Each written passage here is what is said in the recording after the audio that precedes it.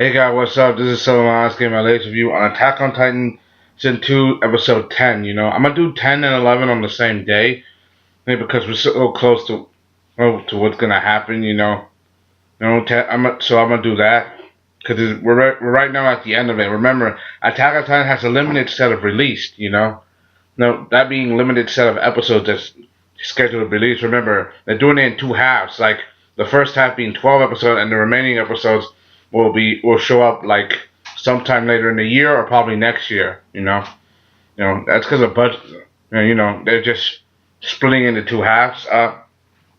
This episode 10, continues what happened last time. As they're trying to talk to each other, Eren's trying to get more information, trying to find out what's going on.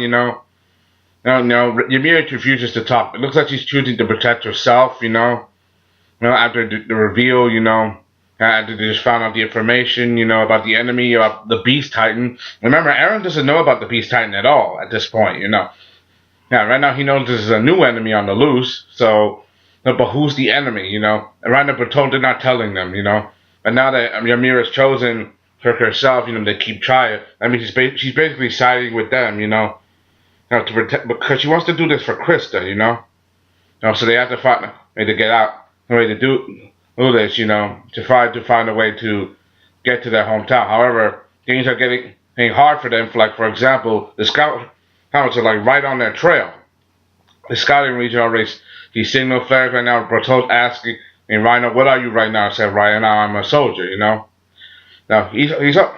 Like Bertholdt, right? He's worried about. Bertholdt is worried about Reiner and his split personality. Remember, he chose to think differently of himself. His split personality.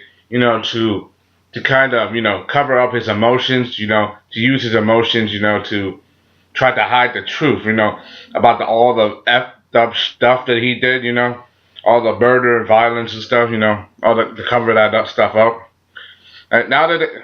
But he's trying to convince him, and now that Ymir is on their side, they have a much better chance, He also wants to right now they could successfully finish their mission. Like, for example, getting Eren, the candidate, and also Krista is also a target, and also trying to find a way to recover Annie, who's still in her crystal cocoon or whatever, way back in the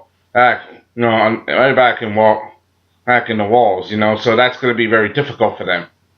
We also get to see him teasing Bertholdt about his feelings for Annie. That's some stuff. They're literally this close to getting ready to leave. How Eren puts up a front saying, be gentle with me and stuff. And he just knocks Reiner right on his ass, Even though he has stumpy little arms, he just wants to kill him because, this is the guy who pretended to be his friend but also killed so many people. He's responsible for the death of Eren's mother, the destruction of Wall Maria, literally turning his whole life to hell, So there's a part of him that definitely wants to kill Reiner right now, and he doesn't care about that, that's just Eren being Eren, Eventually Reiner subdues him, he struggles, eventually knocks him unconscious, but before he knocks him unconscious, he gets to overhear the conversation between Bertholdt and Ymir. Like, for example, Ymir ate some guy, it's the same guy that Ymir ate in her Titan form before, the situation. We get to see him hanging out with him and Bertholdt, Reiner, Annie, they were all together, and so he saw them before. She saw them before, Apparently, she was turned Titan like 60 years ago, This was basically Ymir's episode, and a whole lot of reasons, like for multiple reasons. Like, for example, there was what happened now, like Ymir explaining her history, talking to Bertholdt, like she never asked for this stuff, and she's asked for this stuff. She never asked for all of this, because she's choosing to protect herself, just to keep stuff, and also to protect Krista, because she's what's most important to her. It's been made official that they're a couple, but I'm not gonna tell you. It's been made official or something like that they are a couple, Ymir and Krista, or rather Historia, Seeing the situation as it is, Ymir explains some detail, she has no choice but to side with them, because otherwise it's about. She has to make sure she lives, because she wants to see Krista again. She wants to find out, because Krista is very important to her. The scouting regiment, they're very close by, entering the forest, or seeing them right now. Right now, so many things are happening. 'Cause remember, this is the same Titan forest they were the last time when they founded the female Titan right outside of Warmaria, and that was not an easy battle. So many people got live, so many lives got cut down, and they're trying to recover Eren, and so they know that this mission is going to give a great risk, and they're not going to come back, Seeing Hannes, his yep, Hannes, Mikasa and Armin, One of the things I gotta note is the beginning of this episode. The beginning, was back in Connie's village, when the soldiers were watching over the Titan that couldn't walk, that was laid on its back. How they found a picture of Connie's parents, Uh, I've read the manga, I've seen the detail, I know what's gonna happen, I know the secrets.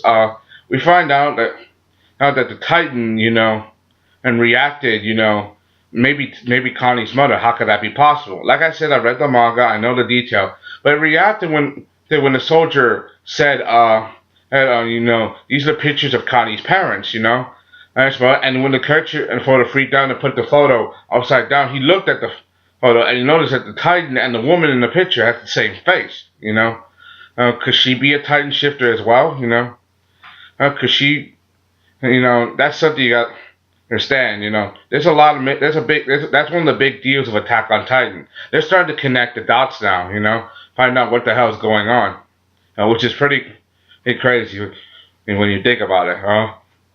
For me, I read the manga, I know the details on what's going on, I know the situation and what's happening, and one of the best moments they had was probably when they were telling Ymir's story and they were giving it even more detail. Like for example, when the scouting part it was getting close to them, Ymir could somehow feel Krista's presence. Like, she knows that Krista is a part of them. Because Ymir cares about Krista, and Krista cares about Ymir. Krista, Historia, you all get the point, They both care about each other. They are a couple, Seeing in this, how they react to each other. And she could feel right away that she was close by, I guess that's a part of their bond or whatever.